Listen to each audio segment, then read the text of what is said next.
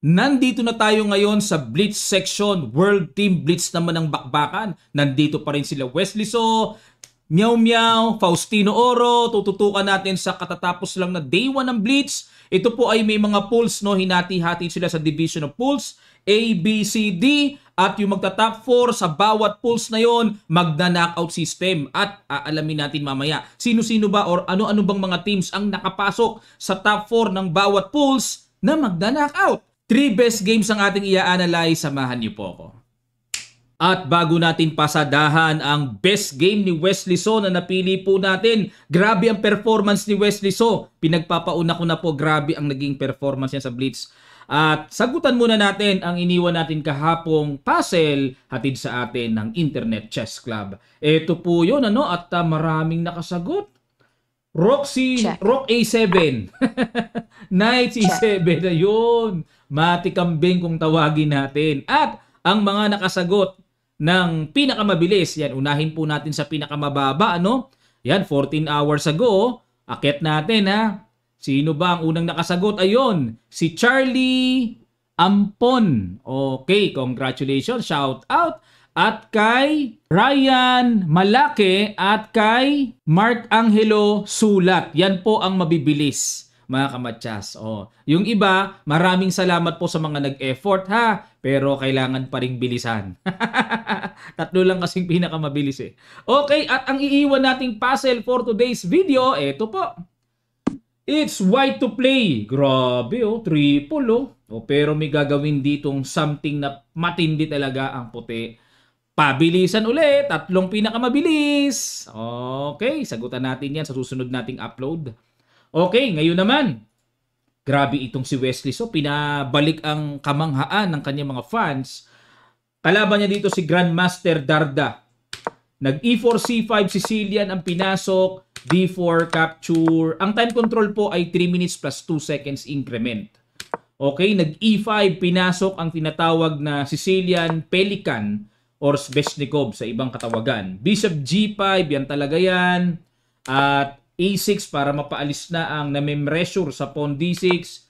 Knight A3, bini B5 talaga yan. Para yung knight po hindi makamaneuver sa C4 na malakas. Kaya binabaldado ng B5, pansamantala ang knight sa A3. At capture, ang variation na pinili. Knight D5, kailangan namang umalis ang alinman sa mga yokababs niya. Pero ito talaga ang natural na ginagawa po. Kasi mag-B4 na, dudobolin eh. F5, ayun, gusto kagad ni Darda na mawala yung double pawn niya, kaya in F5 niya, pero nag C3 lang. Ayun, pakain lang ang pawn E4, libre. Bishop G7, yan talaga ang top of the line, kumbaga sa theory, no? Sa book line. Pero dito, alamin natin, para magkaroon tayo ng maliwanag na background dito, what if capturein ang libreng pawn sa E4? Ito po ang gagawin. Bishop takes B5. Ayan, may ganyan na pala. Ang bangis pala niyan. Ngayon ko lang nalaman to.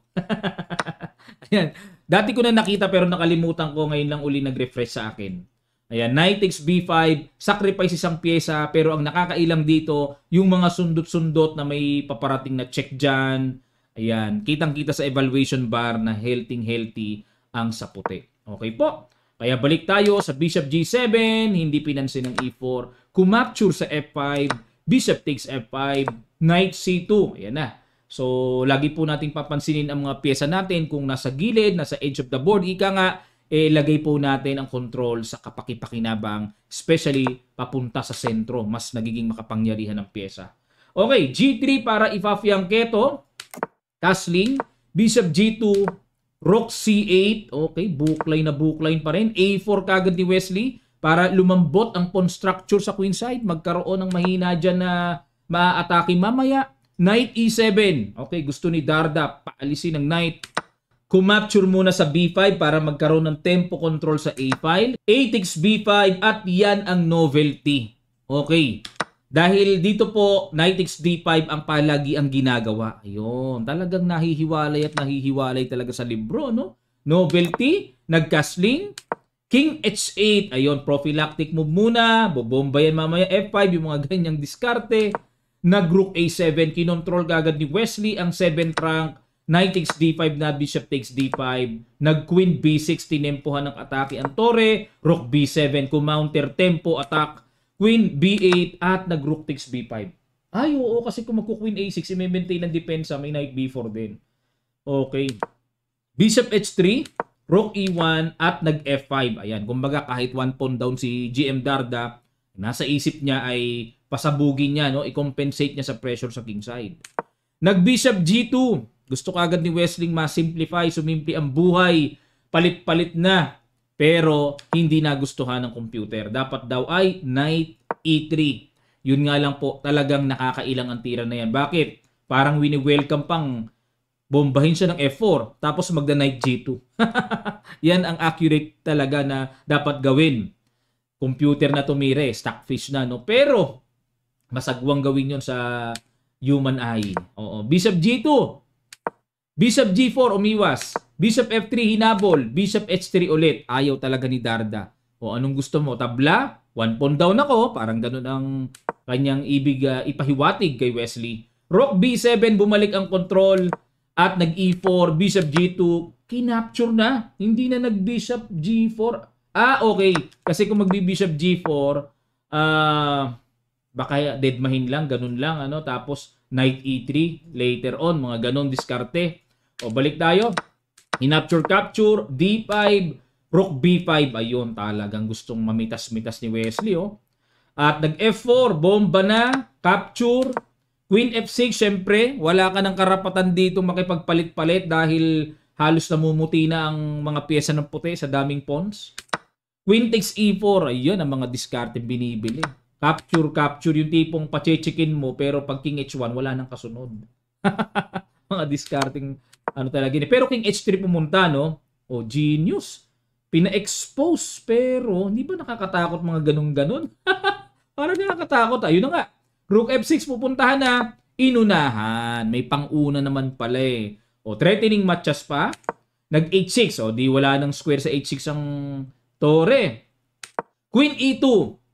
Hamon, iwas. Siyempre, Knight D4. Okay, para depensahan ang pawn. At nag-Rook F8 battery, Queen G4. Ayan, secure na secure yung king, oh. Nag-Queen takes B2. Teka muna, binigay ni Wesley yung pawn sa B2. Pero meron siyang matinding kapalit. May Knight E6. Okay, threat ang Torre, threatening matchas. Rook G8 depensa. Ayun, dito, kwentado na ni Wesley halata. Capture. Nag-Queen F2 muna. Ayan, dito mga kamatchas, kung ka-capturing kasi ito, mayroong Rook E8 check, King H7, may Queen E4 check, at kapag Rook F G6, dito po mga kamatsas, mate into. Ispatan nyo nga, sandalian natin, maganda to. Mate into, start.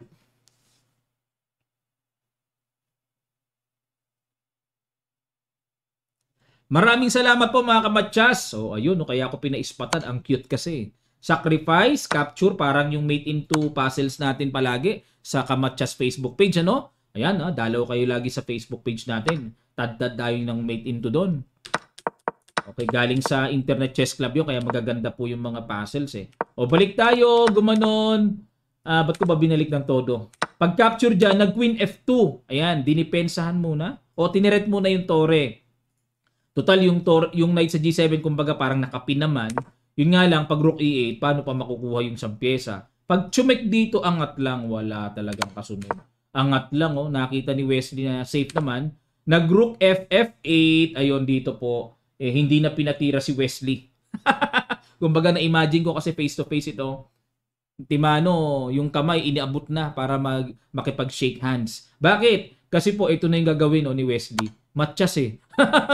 Kaya hindi na pinaabot doon at nag-resign na. Okay, bakit ko po nasabing napakaganda ng performance dito sa Pulse Division, no? Kasi champion ang team nila Wesley. Walang talo ang team nila, wipe out lahat, panalo sa dami ng rounds. Ang score ni Wesley, almost perfect, isa lang ang nakatabla, si GM Victor Bologan lang. Lahat panalo. Bumawi si Wesley sa blitz, nanggigil siya. O medyo nahirapan siya sa rapid eh. Okay, ngayon naman mga kamatsas, grabe itong i-analyze natin. Ito yung pangarap kong makalaban ni Meow Meow pagdating sa women's division. Yung kalaban niya, alam nyo rin, kilala nyo rin na malakas din. Pag-aralan natin. Ang kalaban ni Meow Meow dito, walang iba kung hindi si Eileen Rovers. Kung matatandaan nyo po sa mga matagal na dito sa channel natin. Diba ito yung woman player na nagcha-champion sa men's division. Ang daming tinatalong GMs na lalaki. Grabe itong si Rovers. At ngayon natupad na yung pangarap ko na nabanggit ko dati yan na gusto ko maglaban si Meow Meow saka ito Mas may edad nga lang po si Rovers. Pero naglaban na, tingnan natin. Nag-E4. E5 si Meow Meow, Knight F3, Knight C6. Ruy Lopez ang pinasok. Berlin ang pinasok ni Meow Meow. Nako, paborito ni Wesley. Nag-D3 anti-Berlin. Bishop C5. Castling. Knight D4. Yun lang, Meow Meow variation. Ang agang sumugod, Knight takes D4, Bishop takes D4, Bishop A4, C6. Okay, para magbi-B5 and then D5 mamaya. C3, Bishop B6. Bishop G5, H6, Bishop H4, D6 lang. Okay, para makahinga yung development ng light square bishop. Knight D2, ayun, na-bad movean kagad si Rovers. Pero, normal naman sa linya. Ang gusto ng computer, anong gusto ng computer ngayon? Kainin na yon, capturein na. Capture bago mag-Knight D2. Bakit? Ano diferensya? Tingnan natin. Ano diferensya? Knight D2, G5. Okay, kaya pala pinapa-capture na yon. Di pagpalagay natin G5. Ano ba ang dating niyan? Bishop to G3, Bishop G4. Ayun, bad mo din si Meow Meow. Linya pa rin yung Bishop G4, pero sa computer kasi ang gusto hatawin na ng H5 Yan ang gusto ng computer Bishop G4, Queen E1, ilag at nag H5. Yan ang variation ni Meow Meow sa Berlin. Tingnan nyo. Salbahe talaga tong batang to, Grabe variation niya. Pangtablayan at makunat Pero ba't iba yata ang tema ng Berlin ni Meow Meow sa kanya, H3, sugod, H4, Bishop H2, at nag-Bishop H5. Ayun, novelty. Bad move nga lang. Sa old line, ang laging ginagawa ay Bishop E6. Yan, balik na tayo. Bishop H5, new move. Nag-D4, ayan, bumalagbag na sa gitna. Pag kinapture, nakikita ko dito, balagbag uli ng E5 dahil yung king ni Meow Meow nasa gitna Nag-Bishop C7, sinuportahan para matibay, pero kung computer ang patitirahin, G4 na po agad. Ayan, para, pinapakita ko po ito para matuto tayo ng mga talagang right timing, ng mga accuracy, Pag kinapture yan, capture lang din pala. Halimbawa, pagka-capturein yan, may GH3, ayun. Sa madaling sabi, dito po, mauunahan ng black yung atake sa white king. Nangangamoy danger yan at tingnan nyo po yung evaluation bar. Grabe, sobra na laki ng lamang. Balik tayo sa ginawang Bishop C7, medyo bumagal pa. F3 para wala ng G4. Ayan, napansin ni Rovers, yung G4 talaga malakas na. So pinigilan niya muna, Queen E7, D5, okay, pressure sa C6, obligado mag B5 syempre. Bishop B3 at kumapture sa D5, capture. Okay. Pag capture dyan, bad move, dapat daw King H1. Naku po naman. Ang hirap makita ng King H1 na yan. O capture. Bishop G6. Queen E2, threat sa pawn. A6, depensa. Bad move ulit. Dapat daw po ay Knight H5. Naku, grabe. Yan ang mga binibiling tira talaga. Papakapture lang, sabay King F8. Pero tingnan nyo evaluation bar, pabor sa black. Malalim nga lang at mahirap unawain talaga, pero siyempre sa human side, nag-A6 tayo para depensahan Kumbaga nasa isip natin, isang pawn yan. Rook E1, Knight H5, ayun na, para manunundot na ng mga pressure dyan. A4, binasag po para talagang yung B5 ay humina, pero bad move pa rin. Dapat daw ay King H1 lang. Or Knight F1. Yan ang mga gustong tira ng computer. A4, Rook B8, depensa. Okay. Bishop B6, check naman daw dito. King F1, King H1 din castling. Pero nag-Rook B8, capture, at nag-Knight F1. Okay, magmamaneuver to E3. Nag-castling. Bishop C2, okay, panapat na sa Bishop. Queen F6. Depensa. Bishop E4, okay, para matibay na yung bishop. Rook FC8. So ito po yung mga tamang islug-islugan time na Ito na yung mga pormahan ng pyesa na binibili, no? Kumbaga para magkaroon ng atake later on. Bishop B6, Knight E3, yun, no? Mabigat nga lang sa ganitong positional play. Mamali ka lang ng isang hakbang, talagang ano na eh, kumbaga hindi ka talaga patatawarin ng computer eh. Oh. Bad move eh. Oh. Dapat daw ang tira ay Knight D2. O biruin nyo, dyan nagaling yan, pinababalik. O kaya Bishop G1 o kaya Rook A6. Yan po yung mga top 3 lines ng computer. O pero Knight E3, Knight F4. Okay, error pa rin. Dapat daw capture na. Capture, Queen takes and then B4. Ayun, para basag sa ano. Humina yung C3 and B2. Balik tayo sa Knight F4. Queen F1. Okay, inaccuracy pa rin. Dapat daw ang tira ay Knight G4 counter attack. Okay. Queen F1. Bishop takes E4. F takes E4. Bishop takes E3. Rook takes E3. Dito na-realize si Meow Meow na grabe, mas mightier, mas malakas ang knight niya sa F4 kumpara sa bishop. Queen G6. Rook A5. Tineret ang pawn B5. Okay, bad move pa rin. Dapat daw ay Rook E, E1. Okay, balik lang dito. Ow! Ang hirap maunawa kahit ako, di ko magagawa yan. Okay, Rook A5. Rook C4. Okay, para ma-block yung threat doon. At the same time, may tempo threat pa sa E4. Queen to E1. Depensa. Nag B4. Basag na si Meow Meow. Nag Rook A6. Bakit kaya? Para may pressure doon. O pero dapat daw ang the best ay Rook A4, ipin yung tore.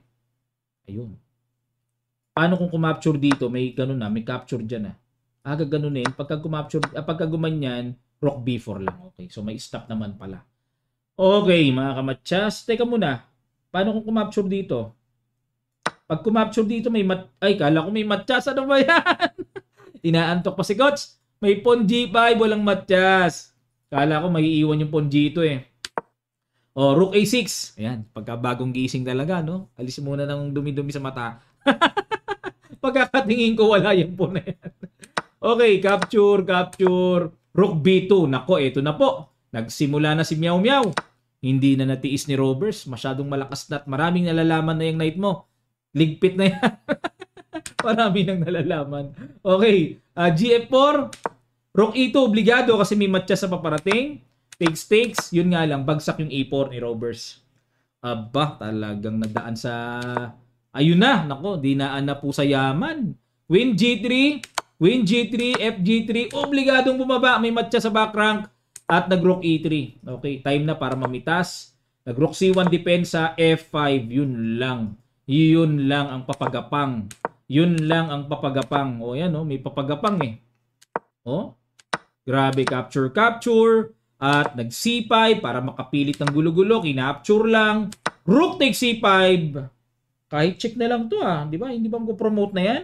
Pero nag-Rook D3, threatening matchas. At dito po nag-Rook C4. Ayun. Dahil sa, siguro, nakulangan na rin sa oras, 7 seconds na lang, na pa-Rook C4 and matchas.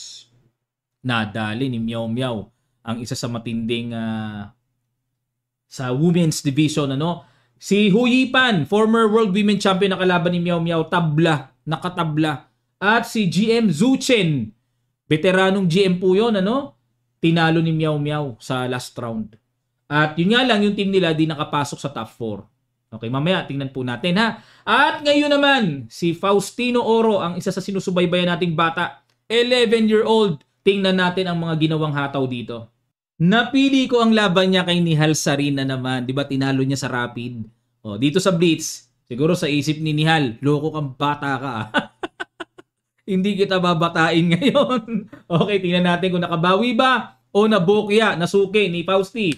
Nag D4, Knight F6, Knight F3, D5, C3. Ayun, pumreno di ba? Laging C4 yan. E6, Bishop G5. Okay, ito yung tinatawag na Queen's Pawn. Queen's Pawn opening. Bishop H4, Bishop E7, Knight BD2, Castling E3. Ayan, hawig na rin po ng Trompovsky attack, Nag B6, Knight E5. Ayun, mag-E4 kagad. C5, okay, para pressure kagad. Bishop to D3 at nag-Knight D7. Palit-palit. Tinanggap ang palit at kinapture lang. Ang famous line po doon, nag-e-F4 eh. Pero dito, kinapture lang this time. Ayun, teka muna. Novelty ay queen takes, knight takes po ang natural na ginagawa palagi dito. Pero, ang ginawa ni Fausti kakaiba. Queen D7, nag-F4. Ah, okay. Yung knight ilalagay doon mamaya. Bishop A6, para sa akin po, good move yan. Kasi bad bishop, ipalit sa good bishop. Bishop C2, okay. Umilag. Yun nga lang, napasubo yung king, hindi makakapag-castling. Bawal po kapag ang dadaanan na square ng king ay naka-threat. Bawal mag-castling. Nag-queen D6, queen F3. Mukhang dito magka-castling ah. Knight C6, queen G3. Yun lang. Questionable move sa computer engine. Bakit daw? Ano yung islog na yan? Sabi ni Stockfish. Dapat daw castling queenside. Ayun. O, queen G3, rook AC8, knight to F3, capture na, capture, and knight B4. Sinimulan na ni Fausting. Guluhin na naman si Nihal. Atakador tong batang to eh. Bishop B1, knight D3 check, pinasok, capture, capture, knight E5, at umilag ang bishop, and then nag-castling na. So, lumalabas po knight versus bishop. Pero slightly better pa si Fausti, oh. Kasi yung bishop malakas eh. King H7, rook AE1, nag-B5, and nag-A3 para walang B4 basag. In A5 para ihabol pa rin ang basag B4, and nag-H3, nag-F6. Okay, pinaalis muna yung knight. Knight to D3, nag-F5. Okay. Pinatibay ng husto ang bishop. Binalikan uli ni Nihal kasi okay na yung knight niya dyan eh. O, nag-rook F6 para walang check.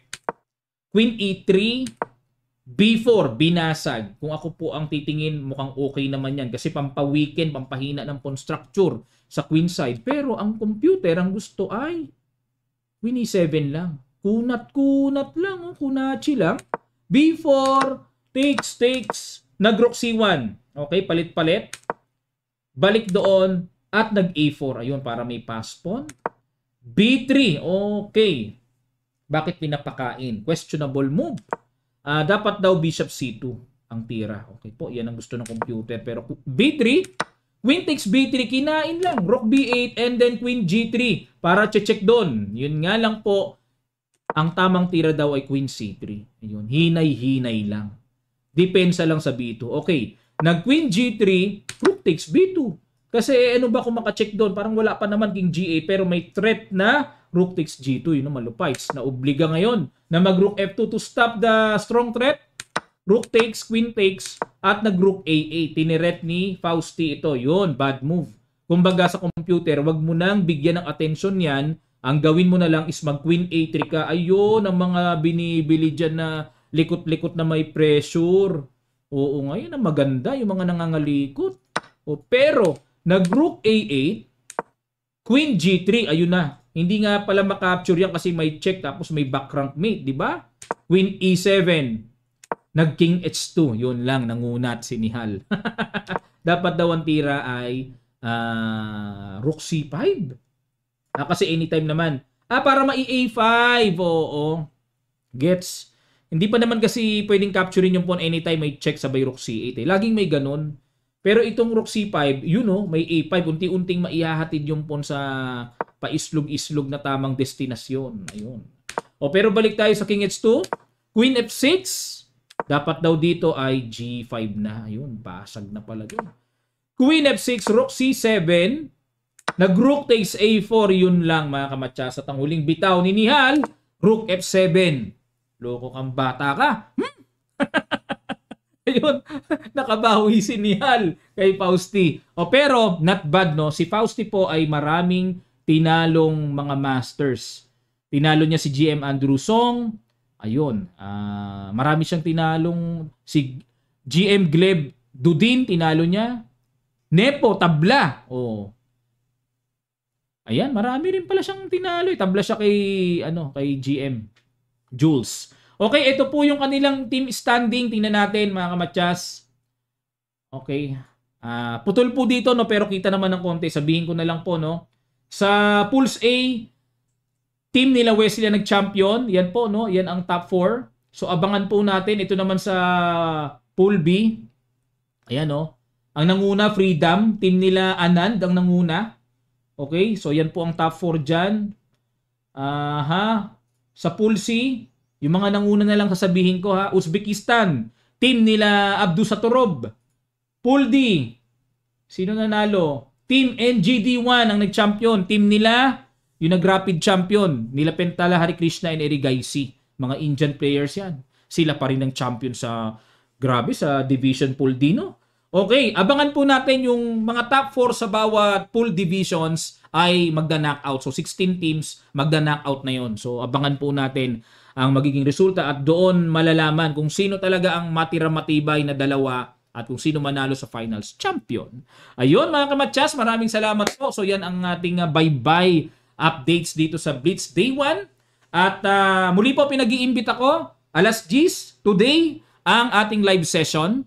Sa ilang sandali lamang magsisimula na po ang pag-aaral natin ng Hyper Accelerated Dragon, ang isa sa mga paborito kong depensa against E4. Habol po kayo, pwedeng-pwede. Di man kayo maka-attend ng live, di kayo makahabol, pero ma-review nyo today once na mag-register po kayo sa ating Kamatcha Super Supporters. Dito lang po, nasa description below lang ang link para sa details. Click nyo lang, basahin yung mga buti bago po kayo mag-register. Okay, maraming salamat. Magkita-kita pa tayo sa mga susunod pang chess updates.